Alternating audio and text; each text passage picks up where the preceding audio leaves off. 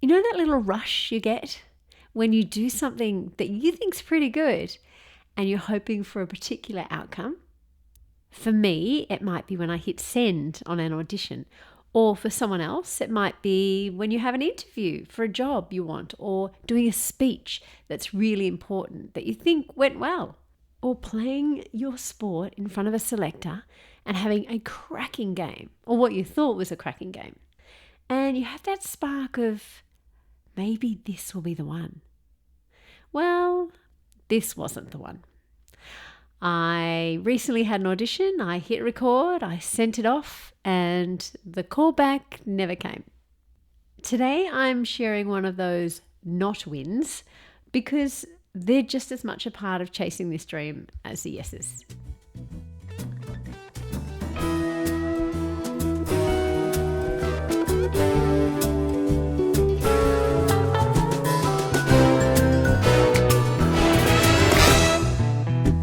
In my inbox last week was an email I was very happy to be receiving, which said I had been submitted for a brief for a commercial, which was super exciting.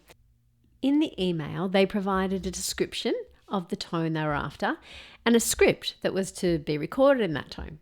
The description was great. It was very detailed. So the clients were very clear on what sound they were after. This was some of the brief. They were after a voice that conveys calm, confidence, and conviction without needing to be loud. The ideal voice should possess a natural strength, exuding authority, and assurance effortlessly. The delivery of the script should be in a cooler, edgier, spoken word style of reading. Think smooth and melodic, creating a sense of calm authority. And it went on. So very detailed, which was awesome. So I jumped in the booth and recorded the script. The script was roughly around 10 lines long and it made sense. It was good. It was very clear the vibe they were after. So look, it took me maybe a couple of takes with the exception of this one line that I wasn't happy with because it didn't have the feel I was after. I couldn't hear the meaning behind the words. So for that line, I had to re-record that one maybe 3 or 4 times again until I was really happy with it. And then I just cut and pasted that into the rest of the audition file. Great.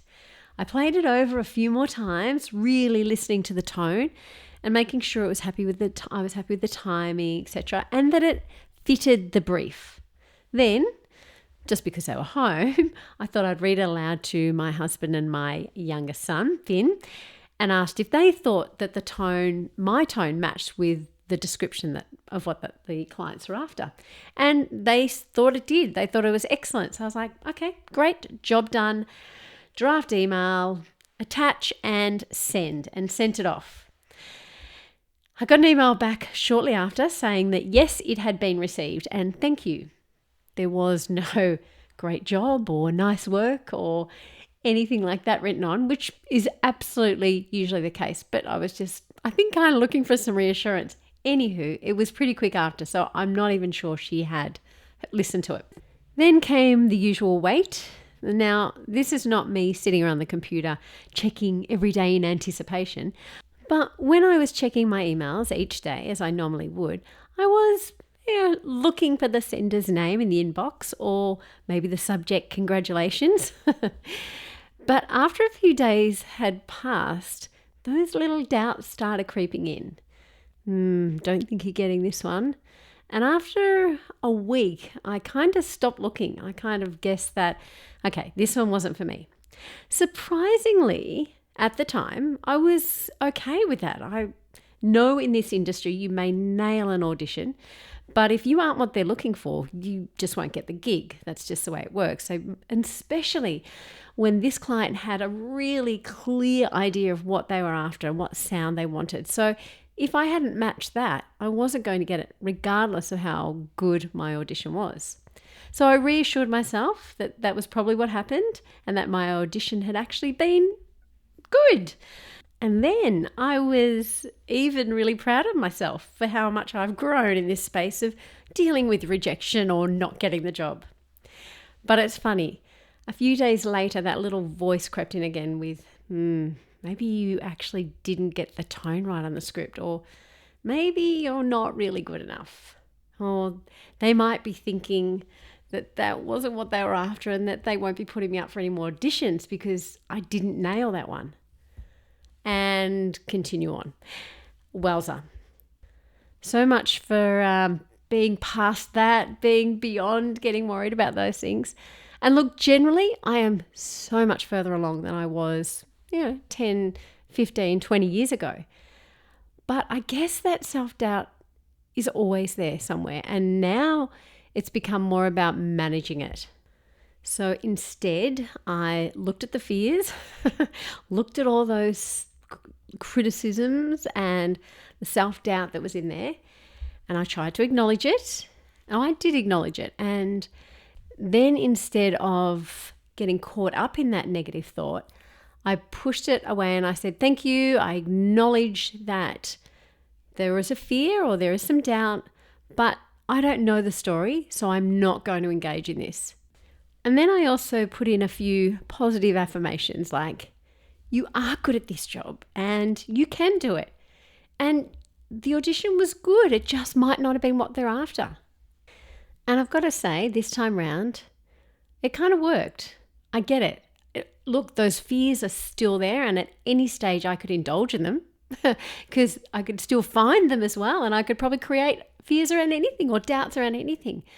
But I'm trying really hard this time around not to give them energy, to actually choose what I want to put my energy into, and that's positive thoughts and reinforcement. And do you know what? If in doubt, just doing the work, that seems to be a great help for self-doubt. If I have self-doubt and I'm sitting there doing nothing, then like I said, it's really easy to be caught up in it. But when you're actually doing something and moving forward positively, or actually just taking those steps, it kind of pushes the doubt away, because it's like, okay, maybe you're not good enough, that's fine, but I'm doing something about it. I'm in the process of developing my skills and building my ability to do commercials or to do whatever it may be. So action is a great way to actually help manage those self-doubts. And I've definitely come to realize that I don't think they're going anywhere. So if they are part of who I am and what my makeup is, then I just need to be able to make sure I can deal with them, recognize them, and then manage them when they appear. It doesn't mean it doesn't sting when you don't get the result you're after. But I guess being brave, which is what I'm trying to do this time, isn't about winning every time. It's just about showing up again and again, even when the last no is still echoing in your inbox. I would love to hear about a time when you've had a setback, but then you've bounced back from it, and what strategies worked for you to help you move through that. You can share them with me on Jules FM Show on Facebook or Insta. If you know someone who needs a bit of courage to take that first step, to chase their dreams or do whatever it is they need or want to do, please share this episode with them.